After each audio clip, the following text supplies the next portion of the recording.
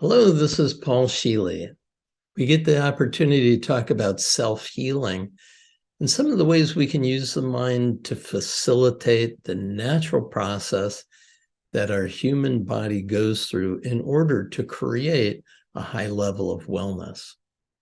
When we have symptoms or some kind of dis-ease profile in the body, we have a tendency to focus on getting rid of the negative.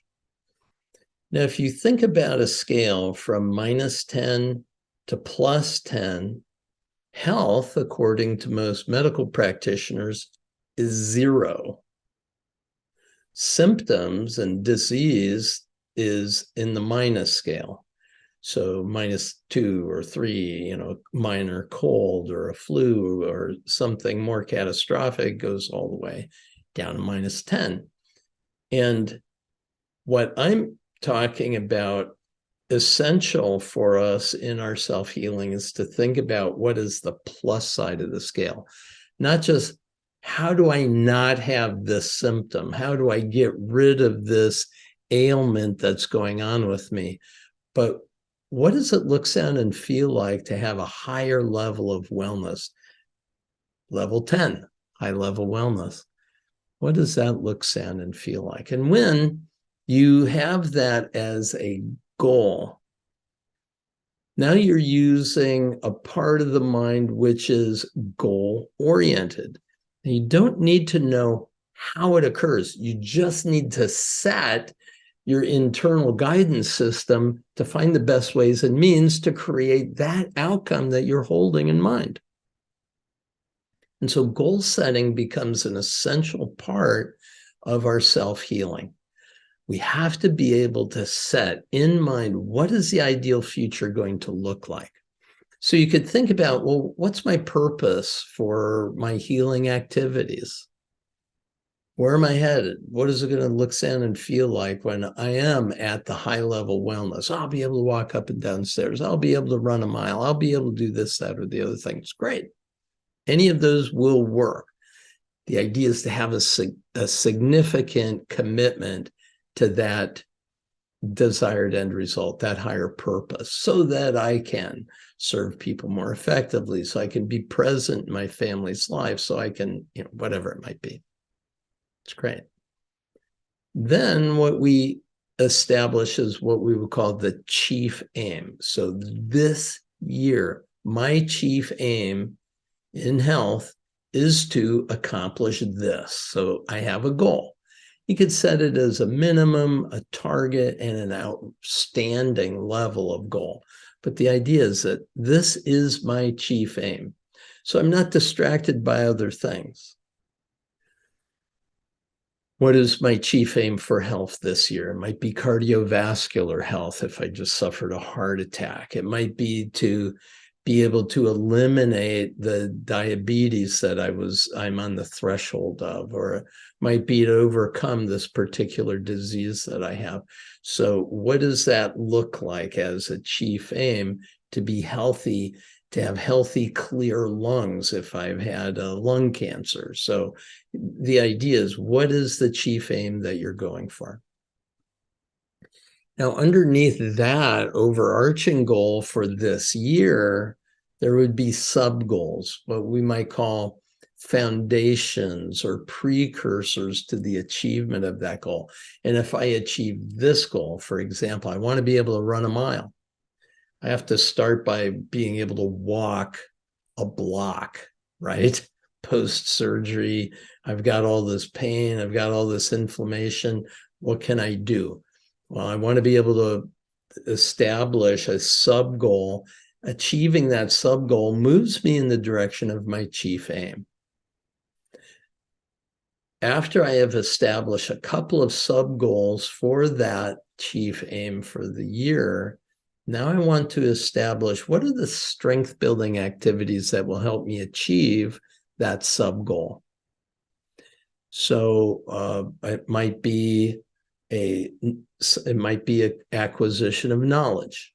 It might be the development of a skill. For example, I really don't know how to walk effectively, so I'll study Esther Goklay's method of 8 Steps to a Pain-Free Back, where she shows what natural walking actually looks and feels like, and get training in that. So I've got knowledge, I've got skills.